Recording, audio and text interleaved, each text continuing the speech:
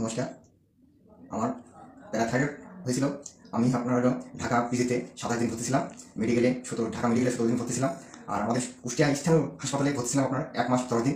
কেউ আমাকে অপারেশন করতে সাহস পায়নি, এই প্যারাথাইরয়েড অপারেশন। তারপরে আমি বহু টাকা খরচ করেছি বাংলাদেশে। অনেক অনেক অনেক টেস্ট করাইছে, বহুত রকম টেস্ট করাইছে। করানোর পর আমার বহু টাকা খরচ হয়ে গেছে। তারপরে একজনের মাধ্যমে যোগাযোগ করে আমি শুনেছি যে কলকাতাতে একটা ভালো একটা নাক গলা ডাক্তার আছে, ডাক্তার বিমল কুমার মণ্ডল। তার অধীনে আমি বাংলাদেশ থেকে ইন্ডিয়াতে আসি।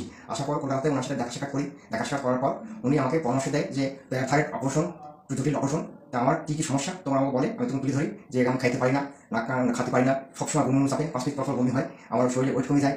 তারপর আমার শরীরের অবস্থা খুবই খারাপ হয়ে যায়, সারা শরীরে আমার পাথর হয়ে যায়, পাথর বিক্রি টাইপের পাথরটাকে দেখা যায়। কিডনিতে পাথর আছে এখনো 14টা, তবু দেখা যায় কোনো সমস্যা হয় না। কিন্তু পিত্তথলিতে পাথর হয়েছে, গলাতে অসংখ্য পাথর হওয়ার পর স্যারের অধীনে আসে। স্যারের মজ্জায় আমাকে স্যার অপারেশন করে আমাকে ভালো করেছে 2016 সালে। আজ পর্যন্ত আমার শরীরে কোনো ট্রাবল দেখা দেয়নি। এখন শরীরের অবস্থা মোটামুটি অনেক অনেক ভালো আছে।